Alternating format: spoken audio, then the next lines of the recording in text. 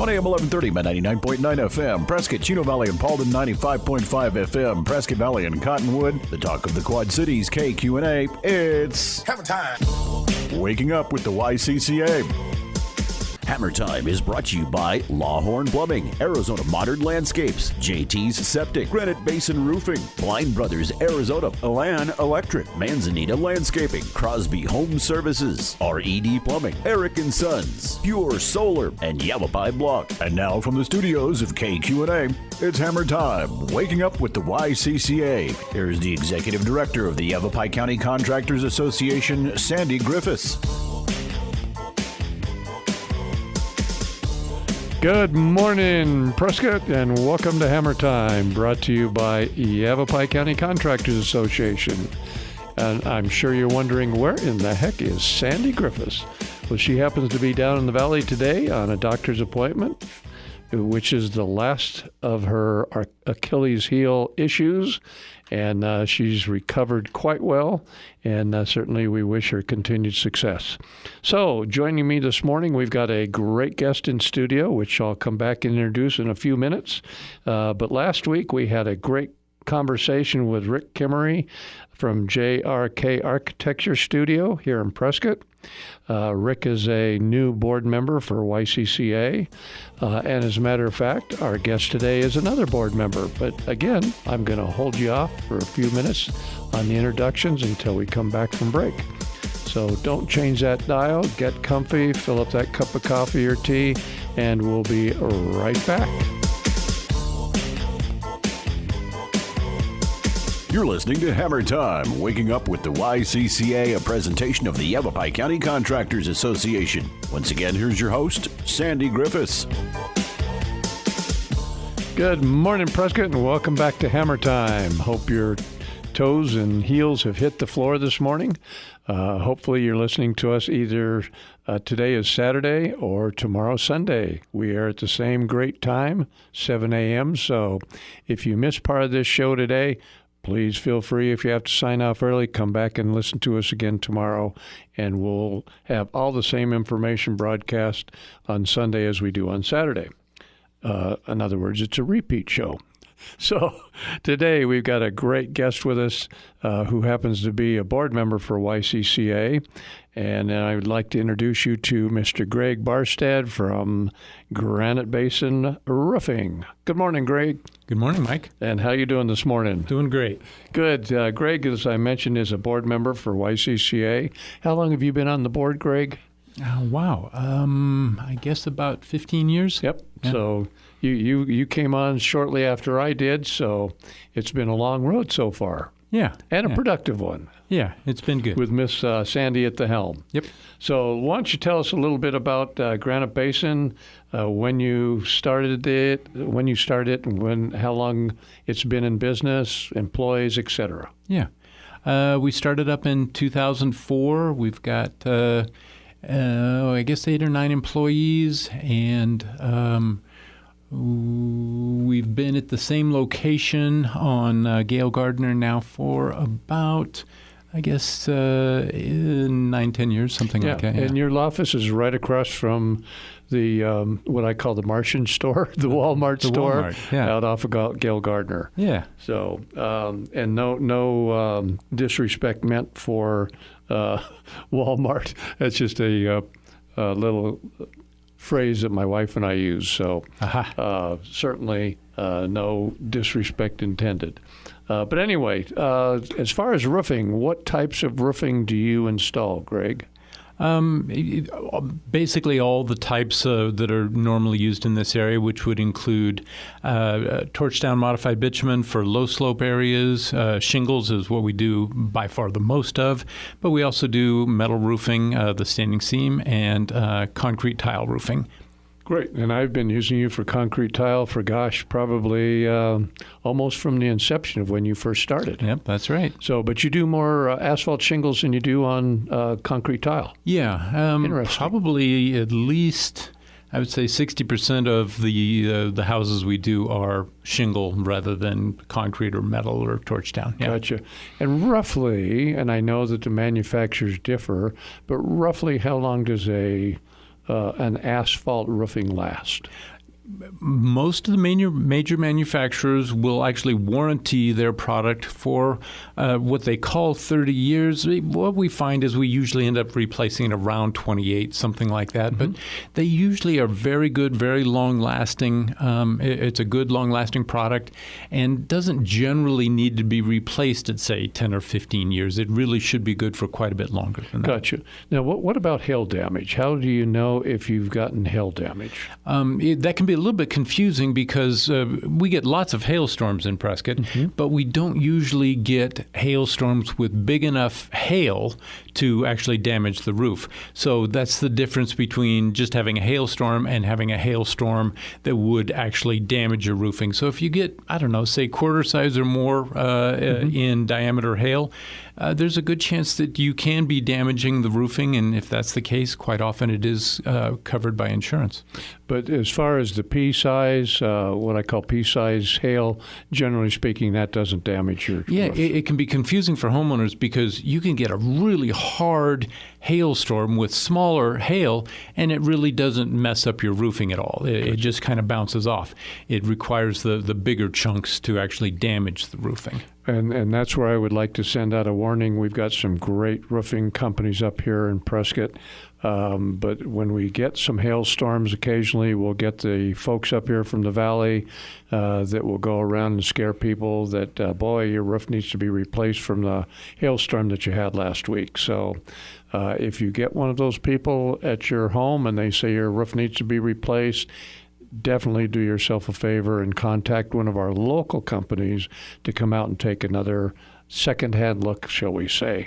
Now, if somebody is concerned about hail damage or whether their roof is just at a lifelong or end-of-life situation, Greg, do you come out and do you give free estimates? Take a look? Yes, we do, as does pretty much, I believe, all the local companies here in town. They're very happy to come out and take a look at your roof, advise you on it, as we are, and just say, well, you're getting really close to needing to be replaced, or no, you don't need to be replaced anytime soon. You've got some time to still spend on it, or it looks like it did get hail damaged, which we haven't had a bunch of that recently, but there is some out there. Sure, absolutely. Now, as far as installation, there's an underlayment process for for actually all types of roofing. Right. Why don't you tell us a little bit about what's required right now and how that has evolved from a two-step application process? Well, under shingles, it used to be that you'd use some kind of a tar paper underlayment, a 15-pound or a 30-pound or maybe even a 40-pound. That's all kind of gone away for shingles now. The most commonly used thing is a synthetic underlayment, which looks a little bit like a tarp kind of material, but it is so much more durable than any of the old tar paper underlayments that pretty much everybody has gone to using that as a shingle underlayment. And it is a good product. It will last for, I believe most of the synthetic underlayment companies will warranty their product fully exposed to the elements with no shingles on it for 6 months. So it does hold up and can provide waterproofing. If you lose some shingles, it's up there not as a long-term waterproofing, but as a good temporary fix or a protection in case you lose a few shingles here or there. Now, is that the same type of synthetic underlayment that you use in concrete tile and or metal roofing? Not generally. The main product that we would use under concrete tile now is called Baral Tile Seal, and it's a self-adhering, very durable, long-lasting product. It hasn't really been out long enough for me to be able to tell you for sure how long it's going to last, but my guess would be that it should be a good functioning underlayment for 40 or 50 years. It's a really good, long-lasting product. And you say that's what's used on tile roofs. On tile roofing. Yeah, underneath the concrete tiles. Yes. Now, sometimes people will look on it at a home under construction. They'll see blue underlayment or green underlayment. different gray. colors, Yeah. and they'll say, gosh, I didn't think that color was allowed for roofing in the subdivision. And I have to always explain, no, that's just an underlayment process. Yes, yeah, that could be confusing for people because some of the synthetic underlayments come in very stark colors. Correct. And wouldn't typically be what people would want to have their roof look like. Now, in the past, I know that, for example, under tile roofing, there used to be a two-stage. You'd have an underlayment process and then another application. Yeah, the second application being the tile. So the tile is not the waterproofing on a tile roof. It is the protection for the waterproofing underneath. Correct. And when it gets installed, the underlayment gets put down, and once that underlayment is down, it is waterproof. And so things can go on further inside the house once you get your underlayment down, even if you don't have any of the tile on the roof yet. Now, when you have a tile application, after the underlayment goes down, then you have your battens that go down. And explain to people what the purpose of those are for. Yeah. Quite often I run into people that are surprised that the tiles on their tile roof are not all physically attached to the roof. And most tiles on a tile roof are actually just hung on the battens. It is the weight of the tiles that hold them in place, and the battens that they are hung on keep them there. So you wouldn't necessarily need to mechanically attach tiles to a tile roof. But quite often those are attached on maybe every third row. Yeah, right. Exactly, so that there is some attachment. So I know sometimes when we get little microbursts, it'll shuffle. I've seen where it's actually shuffled tile around that wasn't nailed, and many times that tile actually isn't broken. Yeah. It's just shuffled around, and it's just a matter of getting up there, qualified individual getting up there and replacing those and laying them back into place. Yeah, not even necessarily replacing them. Sometimes if they're not broken, you can just set them back into place and they're perfectly good, and it's a very simple process. Right. Having said that, as far as the underlayment giving you your protection under a tile roof, what percentage, if you had to guess, of rain, hail, etc., gets underneath the tile once the tile's been laid? Yeah, a pretty small percentage, I would say.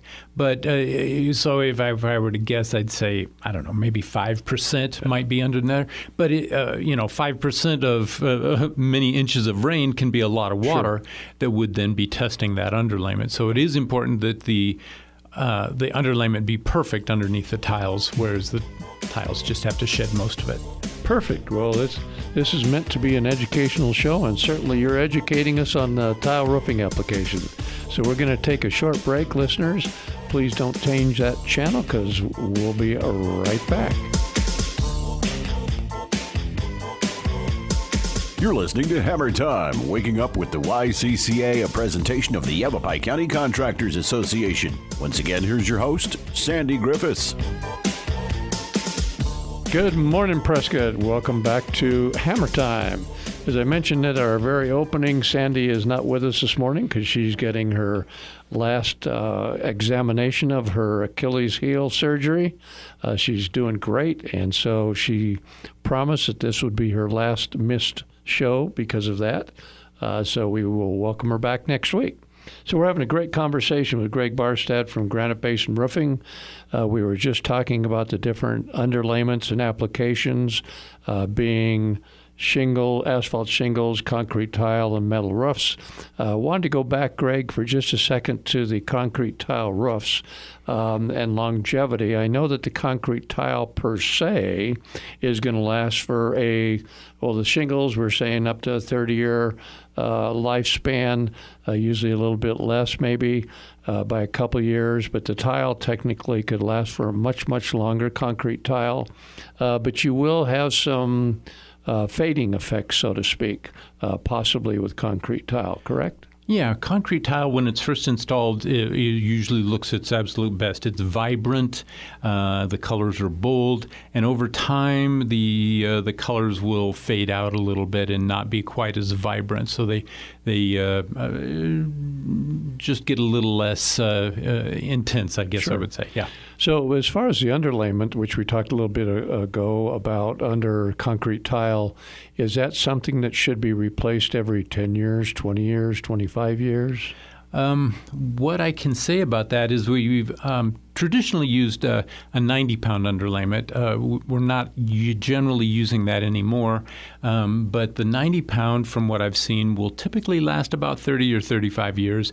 And the newer underlayments that we're using now, I'm not really sure how long they'll last, but as I was saying before, maybe 40 or 50 years, you might be able to get that much time out of it before you have to remove the tiles, redo the underlayment, and then relay the tiles, whether new or reusing the existing. And that brings up another question. If somebody with a concrete tile roof, whether it's a flat or an S-style, if they wanted to or felt that they needed to replace their underlayment, can that same tile be used? Yeah, you can reuse the tile. Tile doesn't generally go bad. We don't always recommend reusing it if it's a tile manufacturer, if it's made by a tile manufacturer that is no longer in business and it might be difficult to get replacement pieces. It's not tons more expensive to go ahead and just replace the tile. The main cost in redoing a tile roof is just the labor because tiles are heavy.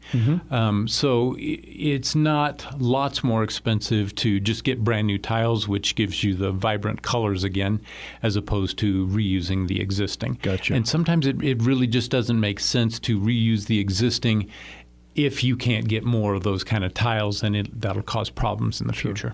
Now, let's say that somebody has a concrete tile roof and maybe it's 15 years old, 10, 12, 15 years old, and they've had some damage. And again, hail, it would have to be pretty substantial hail to do damage to a concrete tile roof. But whether it's from somebody up walking on it or what have you, let's say that they have a couple of broken tiles, and that particular tile isn't available anymore, but lo and behold, their builder was prudent enough to have maybe 10, 15 tiles left over that they saved for the owner. How would you go about replacing that to where it's not that obvious from the street that tile's been replaced? Yeah. If we're worried about something looking unusual from the street, things to think about would be even if they're from the exact same lot when they're originally done, the ones on the roof are not going to be as vibrant as the ones, say, been sitting in the attic or someplace for the number of years. So you could have a little bit of variation. Generally, it's not enough variation that I would be specifically worried about it. If you've got tiles from the original lot, you can generally just put those right back in, and eventually they will kind of blend in all together to be to not look unusual.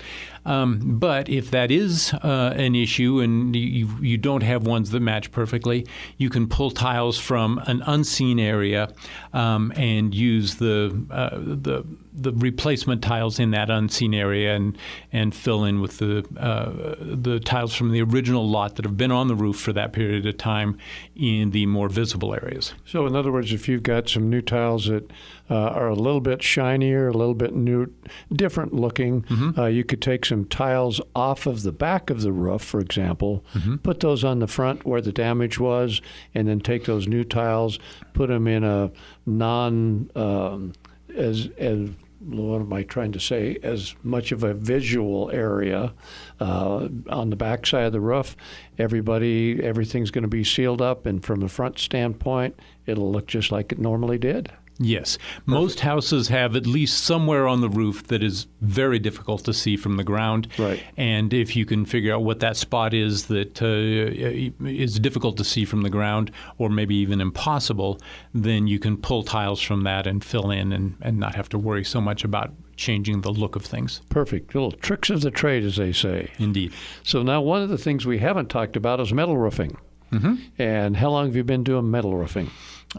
Pretty much since we first opened up. It's a really good product. It's quite a bit more expensive than shingles, but it's a really nice, long-lasting, good-looking product. If your roof is highly visible, it's definitely worth thinking about.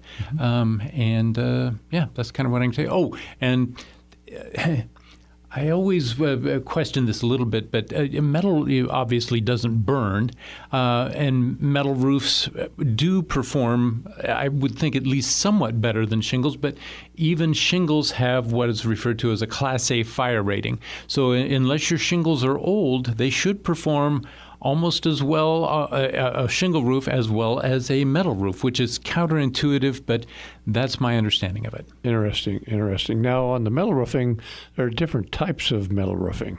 You've got your standing seam. You've got what I call a wavy look. The corrugated? The corrugated. What is best for an individual to use, or is it just boiling down to discretion? Yeah. A lot of it does come down to personal preference, and some people really like the old corrugated look. It is not as easy to make that perfectly watertight as it would be for, say, a standing seam. A standing seam meaning that the joints in the product are actually raised off the roof, so they're not in the water flow area, and it makes it much easier to keep something like that more watertight as opposed to a corrugated where the seams are just one panel lapping over the other one. Now, on a metal roofing, do you use the same type of procedure as far as your slatting on the roof before? The same the wood slats. Well, I just no. The tongue and groove? No, the on a concrete tile roof. The battens? Battens. Yeah. Thank you. No, Couldn't you don't come up with need the word. battens on a metal roof.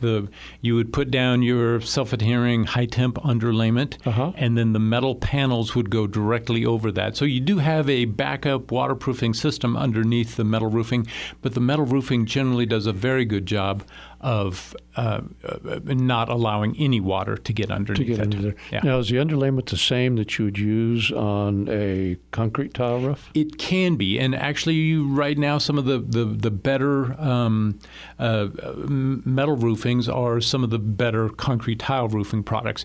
Used to be you wouldn't ever use, say, 90 pound underneath a metal roof because the granules would tend to scratch it over time. But the Baral Tile Seal is a good product that can be used both under metal or tile. Interesting. Now, I'm noticing that most often you won't see metal roofing in a lot of the subdivisions. However, production subdivisions especially. Sure. However, in the upper end subdivisions, I'm seeing that more and more are starting to either go to metal roofing or using metal roofing in conjunction with a concrete tile to give it accents. Yes, I'm a big fan of doing that. I actually did that on my house. I used a small amount of some very expensive copper roofing just as an accent on my tile roof, and I think that can be nice. Yeah. Yep, exactly. Well, folks, we're at that time. We're ready to take another short break so you can listen to some valuable messages from our ever so great sponsors. So fill up that second cup of coffee, grab that OJ or chocolate milk, and we'll be right back. You're listening to Hammer Time, waking up with the YCCA, a presentation of the Yavapai County Contractors Association. Once again, here's your host, Sandy Griffiths. Good morning, Prescott. You're listening to Hammer Time, brought to you by the Yavapai County Contractors Association. And we're on the downhill slide, meaning we're on session number 3. And we're lucky enough today to have Mr. Greg Barstad from Granite Basin Roofing with us. We were just talking about the different types of metal versus concrete versus asphalt shingle roofing. But I was reminded during break, Greg's been with us several times on Hammer Time, and I believe that the last time he was in here, he had just finished the Ironman marathon, or triathlon, excuse me. And where was that at, Greg? Was that down in Mexico or over in Hawaii? Cozumel. I'm not. They have a really kind of famous one in Hawaii. I'm not anywhere near good enough to do that, but the one in Cozumel I could do, and it was fun. And you finished. Yes, yeah. So, and what all did that as a triathlon, the 3 different disciplines, running, biking, and swimming, Yeah. You would swim roughly 2 miles and then bike 118, I believe it is, and then run a marathon. Wow. Now, in the biking, was that a pretty flat area, or did you have hilly areas? Fortunately for me, Cozumel is a very flat area at sea level, and it made it as easy as I can possibly get it. Yeah. A little bit more oxygen in the air down there than there is up here. Exactly. So which of the three disciplines did you find the most challenging? I struggle with the long running. I mean, and it happens at the very end of it, too. And so it's just a lot of exertion over one day. Sure, absolutely. So how long did you train for that? About a year. Wow. Yeah. Now, are you still running? A little bit. I'm just trying to not fall out of shape too bad, yeah. How about biking? Not as much. I'm still doing a little more mountain biking now, not as much of the road biking right now. Gotcha. And still keeping your hand in the swimming area? Again, not as much as I probably should, but I'm trying to get out there every once in a while. Yeah. Oh, very good, very good. So what new adventures do you have in mind? This in a week or so, I'm headed to a place in Canada called Tofino. It's supposed to be a special surfing area. I don't exactly know how this is going to work, but this is supposed to be a great winter surfing area. Canada in the winter for surfing scares me a little bit, but we're going to give it a try. So, but I would assume that you're going to be all bound up with the wetsuit or dry suit, yep, whichever, and I assume that's a given. Is that correct? Oh, yeah. I would imagine it's going to be very cold and that wetsuit's going to be a necessity, but I'm looking forward to trying it, I guess. So it's right on the coast, obviously. Mm-hmm. Is it close to a major city in Canada? No. Well, it's about, I think, a 3-hour drive from Victoria. Oh, okay. And how did you come across this adventure? A buddy of mine I went to college with lives in Victoria, and so he kind of set up the whole thing. Oh, that's terrific. So, well, you'll have to come back and tell us how that went. So do you think that that's in your future to do a lot more surfing? It seems like kind of a fun thing to try. I'm not very good at it, but it's fun to get out there and give it a try. Yeah. Sure, absolutely. Well, the good news is if you're successful in your endeavors up there in the wintertime, going out to California or going on the coast somewhere down in Mexico is going to be a piece of cake. I would hope so, yeah. So let's go back to the roofing situation for just a few seconds here. I wanted to get back to the asphalt shingles. I know that you represent several different manufacturers, and are there different lines or grades and upgrades within those different manufacturers' lines? Yeah, there are upgraded shingles. A lot of times they're enough more expensive that I don't just automatically say, yeah, that makes good sense. Consumer Reports did something on shingles maybe 10, 15 years ago. And they found that some of the upgraded shingles don't last as long as just the basic simple architectural shingles. 3-tabs aren't really used or manufactured that much anymore. Kind of the base level is the architectural shingle, but those architectural shingles, most of the major manufacturers being GAF, Elk, Certainteed, Tamco, Malarkey, they tend to last about the same amount of time and tend to be very good, very long-lasting, most cost-effective types of roofing, I guess. And an architectural shingle usually is warranted for time-wise. Oh, yeah, for about 28 years. About 28 years. 30 years is the standard. They now call it a lifetime, but 30 is the kind of the standard before they came up with the lifetime category. Gotcha. Now, when 3-tab was the standard, I know that when they came out with quote-unquote architectural shingles, that was considered an upgrade, and that, right, what you're saying now is pretty much the baseline. Right, yeah. At this point, it's hard enough to get 3-tab shingles, and it's harder to install them than the architecturals, that it doesn't really make sense for anybody to be using 3-tabs anymore, I don't think. And the architecturals are kind of the way to go at this point, I'd say. Gotcha. Yeah. Now, you said that the 3-tabs are a little more difficult to install. Tell us why. Because partly because we don't do them as much. They don't last as long, and so therefore people don't want them as much. So we don't install them. So our guys aren't as good at it.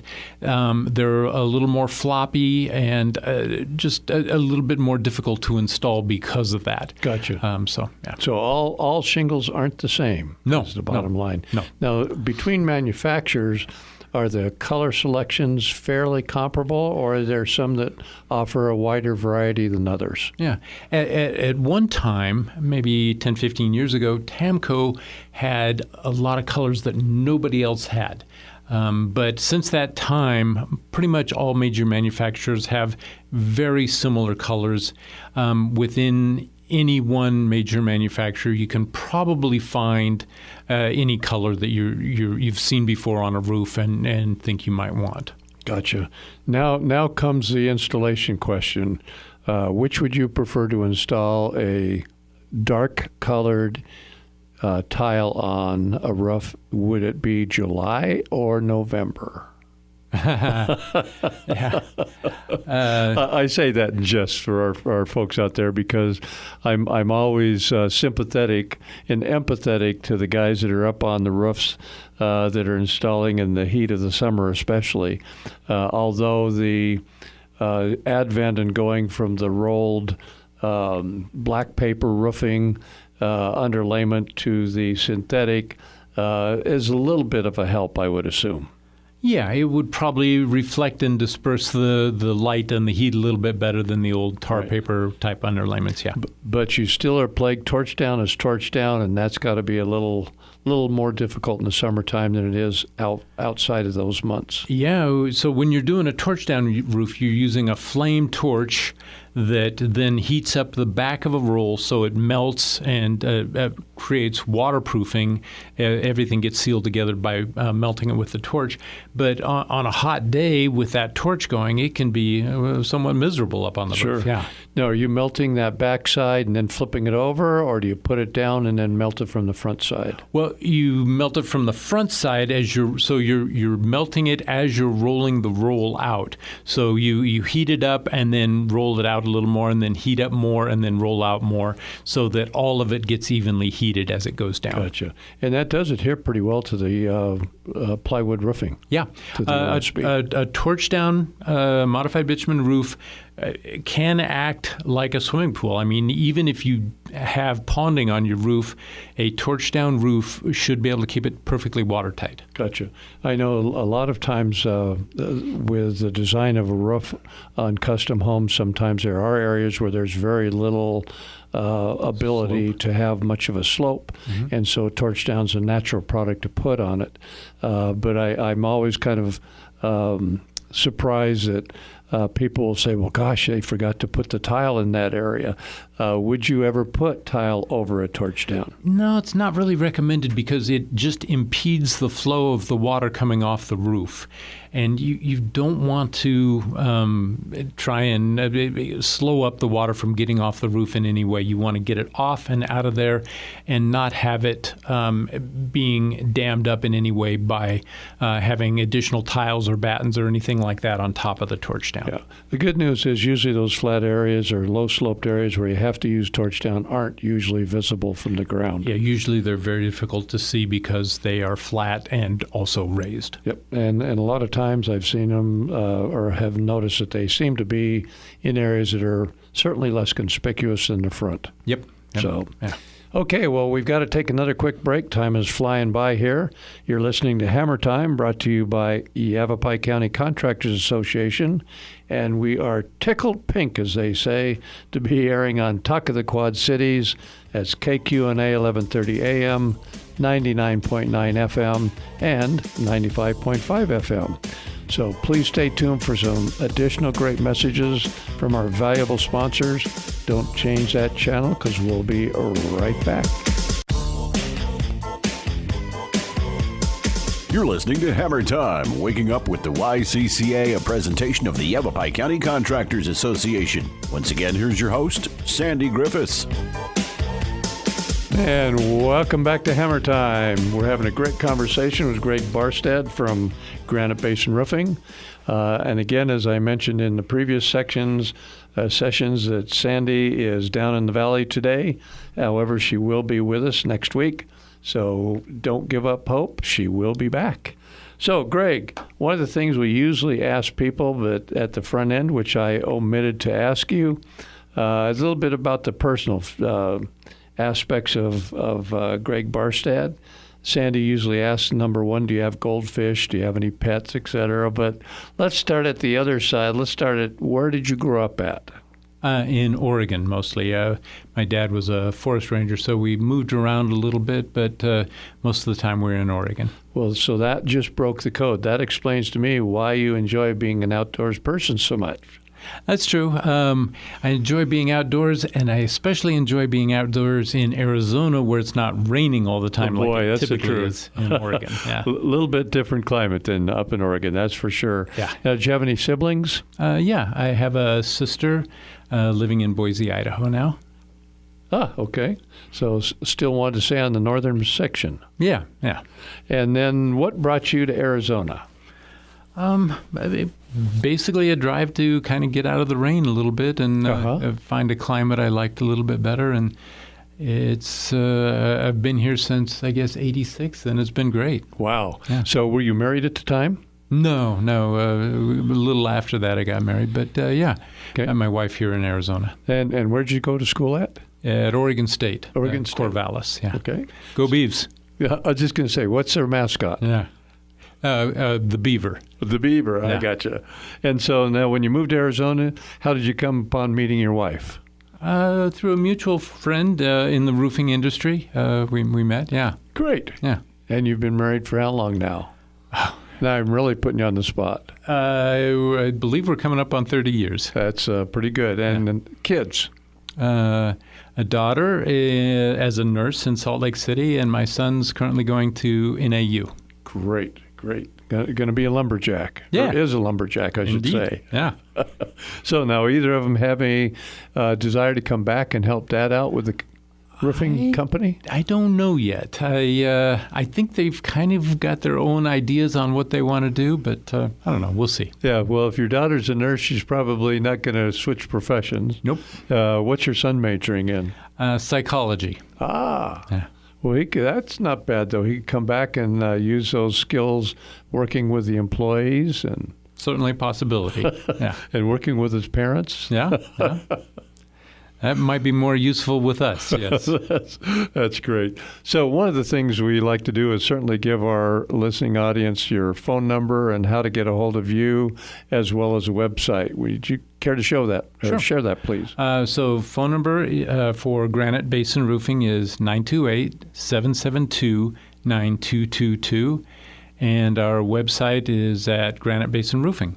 You can find us there, and please let us know if you see anything that we need to tweak or anything. Perfect. And when they call that number, who are they going to get as a receptionist?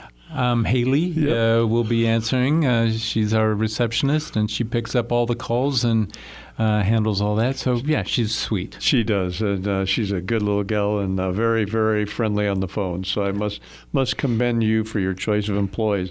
You've got some other employees that have been with you for a long time, Joe and Jamie and a whole host of other people, and good crew. I can say that personally because I've personally been pleased with our company to be able to work with Greg, since he started in 2005, roughly. Yep, that's right, yeah. So, and I could actually off air, I'll go back and tell you what the first house that you did for me was. Okay, yeah. See how good your memory bank is. Yeah, I don't remember that right off the top of my head. Well, I've done a lot of work in the ranch and Prescott. Built over 20-some homes there, and I can tell you that that one of those homes was your first project for us. So yeah. We've appreciated that and every roof since. Oh, great. Thank you. So one of the nice things about being local, and I don't really consider myself local. I've only been here since 1999, so I'm working on my residency, as I say. But since you came in about 86, isn't that what you said? You moved here about 86? To Arizona in 86, to Prescott in 97. Yeah. Oh, okay. Yeah. So you landed in Phoenix first? Mm-hmm. Yep. Phoenix for a while. At that time, I was working for a very small concrete roof tile manufacturer called Duratile. Oh, really? Yeah. Some of the roofers from way back might even remember that company. But that's what I did when I first came out of college. Yeah, no, I remember Duratile from when I was down in Tucson, and we used some of that product down there. Yep. So, and then what brought you from Phoenix up to Prescott? I originally moved to Prescott as a working for a supplier that was back then called Allied. It was a roof tile manufacturer or roof tile supplier back then. Uh-huh. Yeah. No, they used to have an operation over there on Easy Street. Yep. There still is a roofing supplier over there. It's changed hands a couple of times. Now it's called QXO. Ah, okay. Yeah. I was going to say I could drive you to the location, but I couldn't tell you the new name. Yeah. So what else is new or that you are seeing as far as trends in the roofing industry? Are there any trends that you're seeing?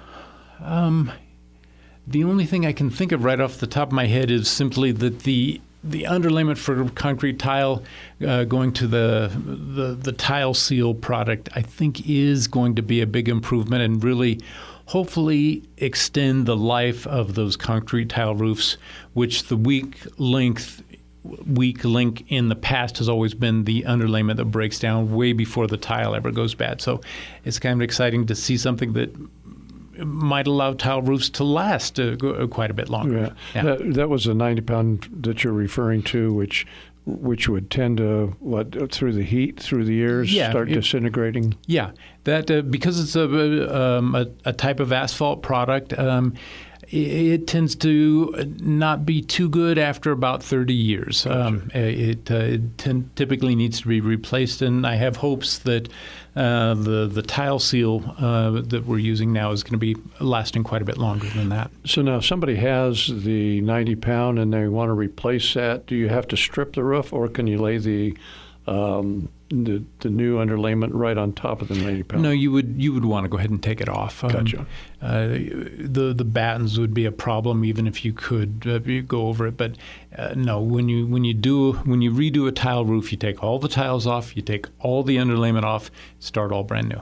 Yeah. Gotcha. Start from scratch and you end up with a new roof. Yep, exactly. Perfect. Well, we're at the end of our program. Unfortunately, it's gone way too fast, but if you would, one more time, please share your website and how to get a hold of you. Greg Barstad, Granite Basin Roofing, 928-772-9222. And I think that's, that gives you us both. So, Greg, we really appreciate you joining us here today on Hammer Time. Wish you the best of luck moving forward. And, folks, again, Sandy will be with us next week. Until then, we appreciate you listening, and you have a great weekend. Thank you much. Goodbye.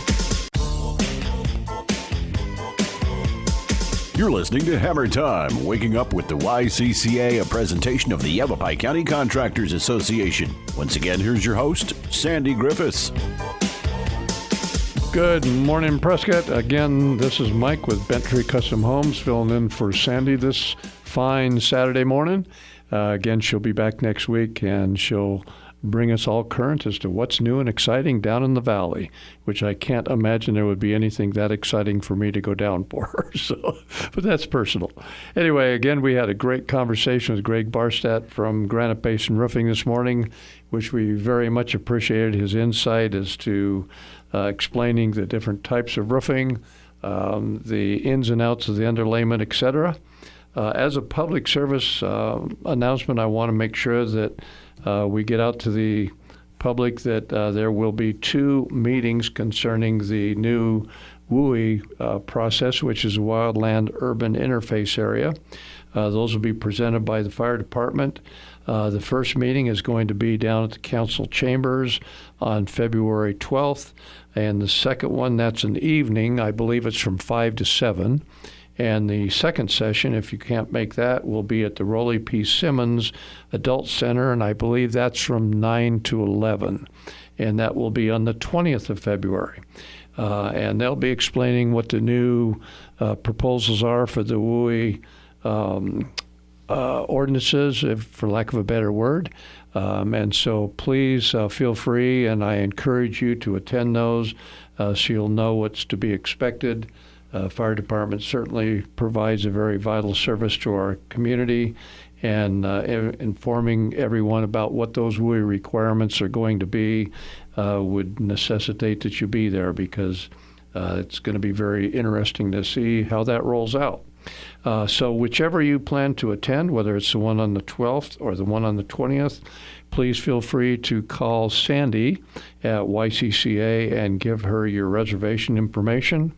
And again, that's open to the public, no cost. And that number is 928-778-0040.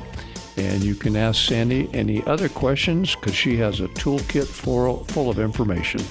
So again, thank you much for joining Hammer Time. Greg, thanks for coming on board. Thanks for having me. You betcha. It's been a pleasure. Go out and make it a great day, Prescott, and we'll see you next week. Bye now. Hammer Time. Thank you for tuning in to Hammer Time. Waking Up with the YCCA, a presentation of the Yavapai County Contractors Association. Heard each and every Saturday morning at 7, with an encore presentation Sunday mornings at 7 on AM 1130 by 99.9 FM in Prescott, 95.5 FM, Prescott Valley and Cottonwood, and online at kqna.com. A library of past Hammer Time shows can be listened to on the Yavapai County Contractors website at ycca.org. Break it down.